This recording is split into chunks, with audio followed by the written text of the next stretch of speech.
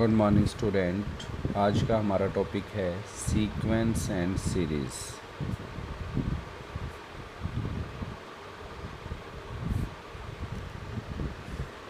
सबसे पहले बात आती है व्हाट इज़ एन सीक्वेंस। ये सीक्वेंस क्या है आपके पास? A sequence is an arrangement. A sequence is an arrangement of any objects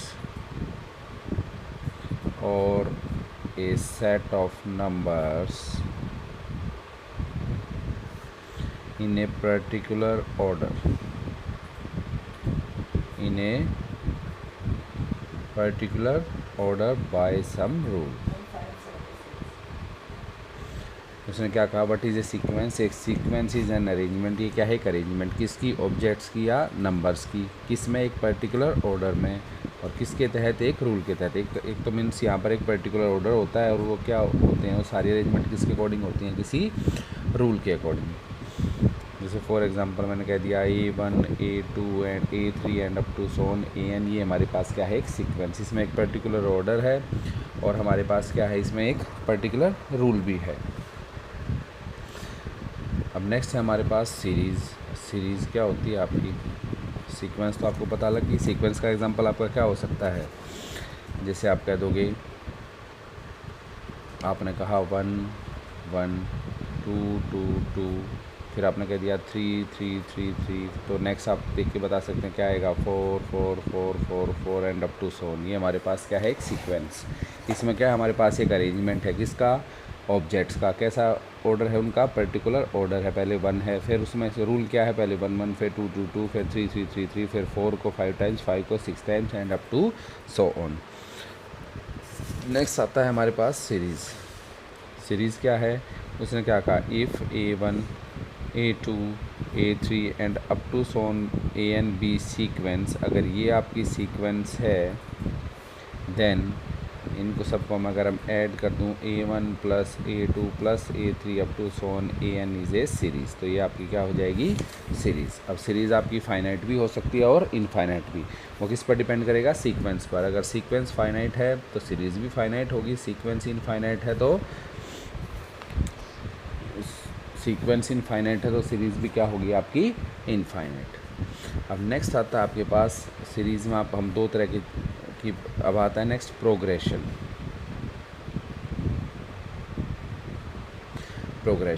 अब उसने क्या कहा? प्रोग्रेशन क्या होता है बेटा? उसने ये कहा कि ज़रूरी नहीं है कि हर बार वो सेम पैटर्न किसी रूल के तहत ही हो। ज़रूरी नहीं है कि हर बार जो आपकी सीक्वेंस या सीरीज़ है उसमें एक पर्टिकुलर रूल अप्लाई हो। कई बार अप्लाई होगा, कई बार अप्लाई नहीं होगा, लेकिन जब अप्लाई होगा तो उसी को हम क्या कहेंगे? प्रोग्रेशन। तो हम क्या कहेंगे? Those sequence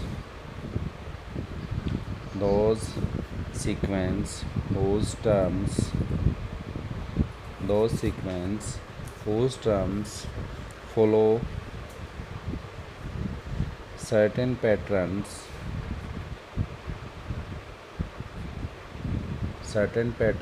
are called progression.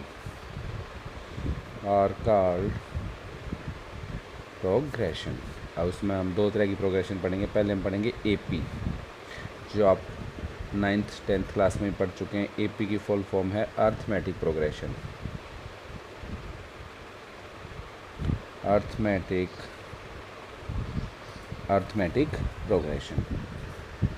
Arithmetic progression किसे कहेंगे? A sequence is called an arithmetic progression if the difference of a term and the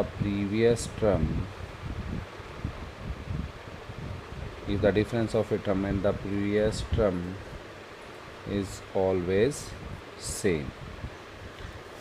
अगर किसी भी टर्म और पीछे वाली सभी टर्म में कोई भी टर्म आप कोई भी प्रोग्रेशन उठाएं और उसकी कोई भी टर्म लें और उससे पीछे टर्म को आपको सब्ट्रैक्ट करें तो उन सभी में हमारा क्या है? Common difference. तो उसको हम क्या बोलते हैं?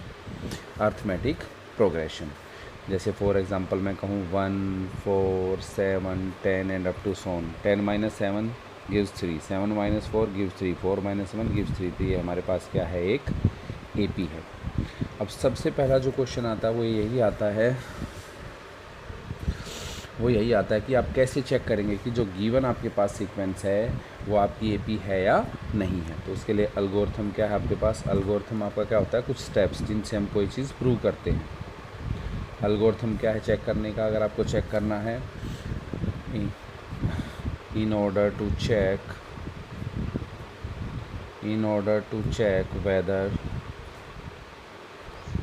whether the given sequence is an AP or not,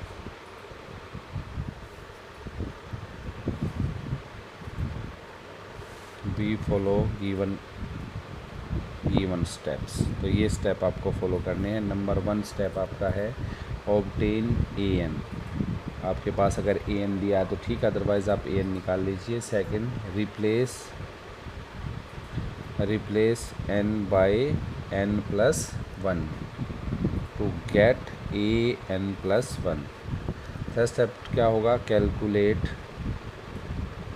AN+1 term minus AN।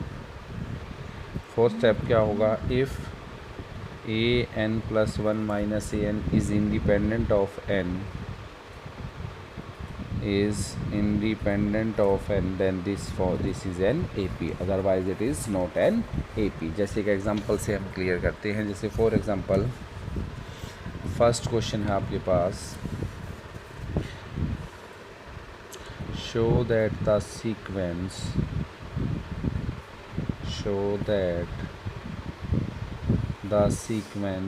AN defined by AN is equal to 4n plus 5 is an AP। आपको प्रूव करना है ये क्या है, AP। also find its common difference। तो common difference तो आपको definition से पता चल ही गया, कोई भी टर्म अगर ये AP है तो उसकी कोई भी टर्म उठाएं और उससे पीछे वाले टर्म को उसमें से सबट्रैक्ट कर दें, जो रिजल्ट आएगा वो आपका क्या आएगा, कॉमन डिफरेंस। अब इस क्वेश्चन को आप दो तरीक़ों से कर सकते हो सॉल्यूशन में, दोनों तरीक़ों से बताता हूँ। एक तो जो एल्गोरिथम हमने बताया, पहला स्टेप क्या था, वी हैव AN, तो आपके पास गिवन है AN क्या है, 4n+5। अब हम निकाल लेंगे, रिप्लेस N को N+1 से रिप्लेस कर दिया तो ये आ गया 4 times N+1 + 5, this gives 4n+9। Next then हमने थर्ड स्टेप अपनाया, then AN+1 minus AN, result क्या आया, 4n+9 minus 4n+5, this gives 4n+9 minus 4n minus 5, this gives 4। और ये क्या है हमारा कांस्टेंट, इसमें हमारा कोई भी n नहीं है। सो this sequence is an AP। तो ये सीक्वेंस हमारी क्या बन गई, AP। देन कॉमन डिफरेंस निकालना तो बहुत अच्छा है, बहुत है, ये कॉमन डिफरेंस ही तो आया। कॉमन डिफरेंस कैसे निकलता है, किसी भी टर्म में से उसके पीछे वाले टर्म सबट्रैक्ट कर दें तो कॉमन डिफरेंस D हमारे पास कितना आ गया, 4। एक तो ये मेथड है बेटा। दूसरा मेथड क्या है, अगर आपको ये फार्मूला ये स्टेप ना भी याद नहीं तो AN की वैल्यू है आपके पास 4n+5, 3-4 टर्म यहाँ पर निकाल लीजिए। देन A1 की वैल्यू 4 × 1 + 5 गिव्स 9, A2 की वैल्यू 4 × 2 + 5, 4 2 8, 8 + 5 30, A3 की वैल्यू 4 × 3 + 5, 4 3 12, 12 + 5 17, A4 की वैल्यू 4 × 4 + 5, 4 4 16 + 5 21। अब आप देख लीजिए, देन मैंने कहा 21 - 17 = 17 - 13 = 13 - 9, 4, this gives 4, this gives 4। So this, तो हमने क्या देखा, here difference between each term and preceding term होती है पीछे वाली, the difference between each term and preceding term is same. So this sequence is an AP। तो ये सीक्वेंस क्या बन गई, AP, वेयर कॉमन डिफरेंस हमारा कितना आ गया, 4। तो दोनों मेथड में से जो चाहें आप वो यहाँ इस्तेमाल कर सकते हैं। जैसे अभी सी के ऊपर बेस्ड कुछ क्वेश्चन वो सोल्व करने के लिए कहेगा पहली एक्सरसाइज में। जैसे वो कहेगा if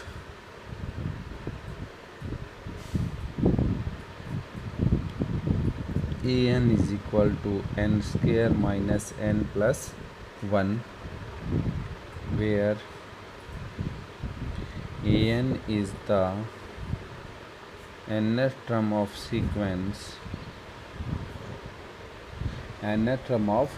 sequence, write down first 5 terms.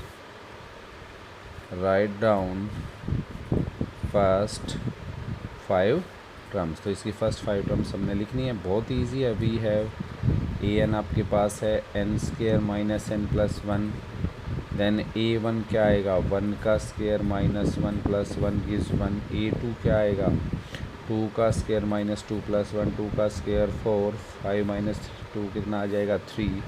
A three हो जाएगा 3 का स्क्वेयर माइनस 3 प्लस 1, 3 का square gives 9 minus 3 plus 1, 9 plus 1 10 3। ए 4 हो जाएगा 4 का स्क्वेयर माइनस 4 प्लस 1, 4 का स्क्वेयर 16 माइनस 4 प्लस 1 16 और 1 17, 17 माइनस 4 गिव्स 13। एंड नेक्स्ट ए 5 का स्क्वेयर माइनस 5 प्लस 1, 5 का square 25 minus 5 plus 1 sorry 25 minus 5 20 21। This gives your answer. तो बहुत इजी क्वेश्चन है, आप इजीली इनको सॉल्व कर सकते हैं।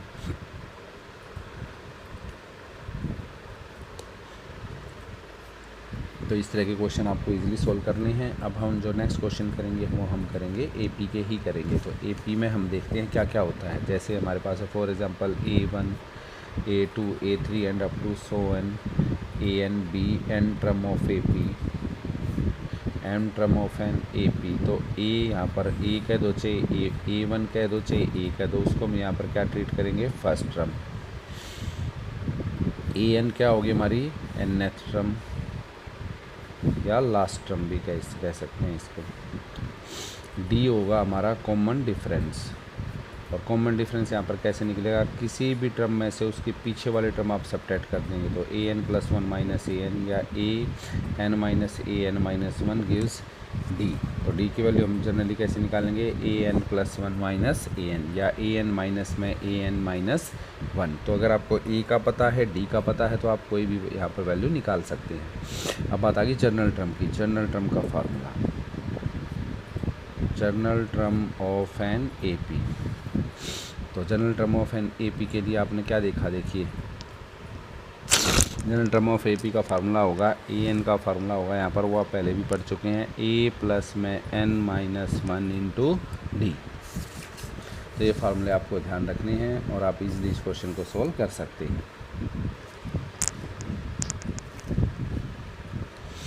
तो क्वेश्चन हमारे जो हैं वो अभी वही 10th वाले हैं। जैसे 10th के क्वेश्चन किए थे आपने, वो आपने खुद करने हैं। जैसे 2-4 क्वेश्चन हम कर लेते हैं। जैसे हमारे पास विच टर्म ऑफ सीक्वेंस, जैसे पहले तो एक सिंपल सा एग्जांपल देख लीजिए।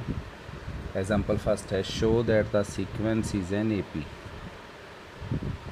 Show that the sequence 9 12 15 18 and up to so on is an AP. Find its 16th term and general term. Find its 16th term and general term. तो solution हम करेंगे। आपके पास हमें देखना है, हमने क्या दिखाना है, अगर AP दिखानी है तो difference between each term and plus term क्या दिखाना है, सेम। तो hair 18 minus 15 is equal to 15 minus 12 is equal to 12 minus 9 is equal to क्या है हमारे पास 3। So this sequence is an AP with common difference D, with common difference 3। तो common difference क्या आ गया हमारे पास 3। तो हमने क्या देखा, यहाँ पर निकाल लेते हैं हम। हेयर ए की वैल्यू है 9 और डी की वैल्यू क्या है आपके पास 3। तो पहले तो हम उसको जनरल टर्म बता देते हैं। Then general term is given by, general term a n का फार्मूला होता है ए प्लस में n minus one into d. Next मुझे चाहिए ए सिक्सटीन, तो ए सिक्सटीन के लिए क्या हो जाएगा, ए प्लस में 16 minus one into d that is a plus 15 d. A की वैल्यू है आपकी 9 प्लस में 15 टाइम्स डी की वैल्यू है 3, तो आ गया 9 प्लस 45। सो आंसर इज हमारे पास आ गया 54। This gives your answer. तो क्वेश्चन वही हैं जो आपने 10th में किए हैं शुरू के, तो वो सारे आपने क्वेश्चन करने हैं। जैसे नेक्स्ट है हमारे पास second example, which term of the sequence 4, 9, 14, 19 and up to so on is 124। आपको बताना है इसकी कौन सी टर्म की वैल्यू क्या आएगी, 124। तो यहाँ पर हम अब AP तो आपके पास दे नहीं रखी, तो पहले तो हम इसको AP प्रूव करेंगे। हेयर हम कहेंगे 19 minus 14 is equal to 14 minus 9 is equal to 9 minus 4 is equal to 5। So this sequence is an AP with common difference D की वैल्यू क्या आ गई 5। तो यहाँ से दो वैल्यू हमें मिल चुकी हैं, A की वैल्यू 4 और D की वैल्यू 5, और हम ये भी प्रूव कर चुके हैं कि ये सीक्वेंस हमारी क्या है AP। देन हम मान के चल पड़े कि जो जनरल टर्म, जब भी आपके पास कोई टर्म पूछे तो जनरल टर्म को ही मान के चलना है। Let AN be